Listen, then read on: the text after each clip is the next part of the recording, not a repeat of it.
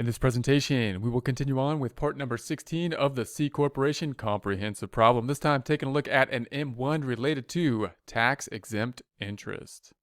Here we are in our form 1120. As we entered the data into the 1120, we saw that we had a gain related to interest or interest income, and that was recorded in statement 1.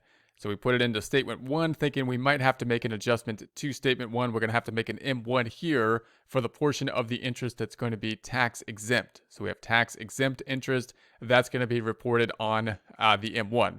Why? Because if it's tax exempt, we shouldn't have it on the first page because that's going to be included in the taxable income, which then the tax will be applied to on the 1120. So therefore, we're going to be down here on the M1. So within the M1, we will record our adjustment up here in the tax exempt interest. So that's where it's going to go. I'm going to put a little check mark there. It's going to go right there. Let's go ahead and look at our Excel sheet. So back to our Excel sheet. We had then in the interest income, the $16,000. We're going to say that some of that is then tax exempt. Therefore, it would be there for the book purposes. But for taxes, we want to remove it so we don't pay taxes on the portion that is tax exempt. If we go to the left then and down in our data, we'd have to determine how much of it was tax exempt. We're going to say that the $7,000 is tax exempt or tax exempt portion. So we're going to go back up top and say, all right, then that means that $7,000 of that $16,000 we need to decrease here for the tax purposes, and the other side is going to be down here in the M1 adjustment. Let's do that in the tax return first, then we'll return here and see the journal entry with it. We'll input it in the tax return in a similar fashion, kind of like a journal entry type of format.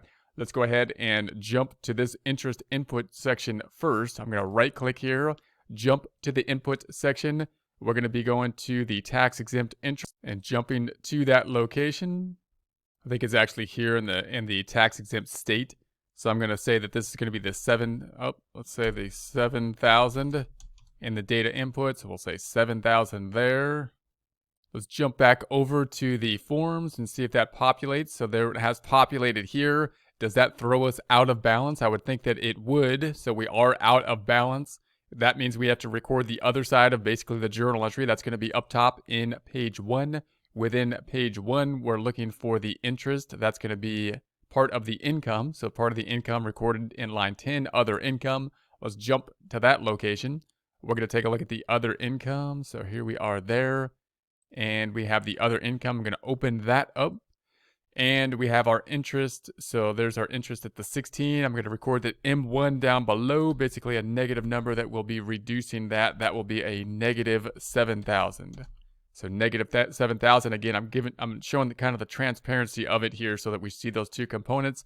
Good for review. However, it's going to cloudy up the tax return when you send it in. Therefore, you might want to go in and clean them up later. So that's the practice that I would go for. Then I'm going to go back to the forms. Let's see what happens with the forms. The bad debt is not what we're looking at. We're looking at the interest is up here. And we have the M1 of the 7,000 now showing up. So we have the difference being the interest income now minus the 7,000, the net of the two. Closing that back out. If we then go back to page 6, we can see if we're back in balance. We're back in balance, back to green checks. That's good. And then we want to reflect the same thing on our Excel sheet and then verify our book and tax income numbers after we have done so. Going back to our Excel sheet, we're going to do the same thing here. We want to reduce the interest income, record the other side as an M1. So the interest income, let's first put a T. We'll put a T for our tax entry. We'll put a note here. I'm going to right click and say new note. So we're going to have an M1 for tax exempt interest income.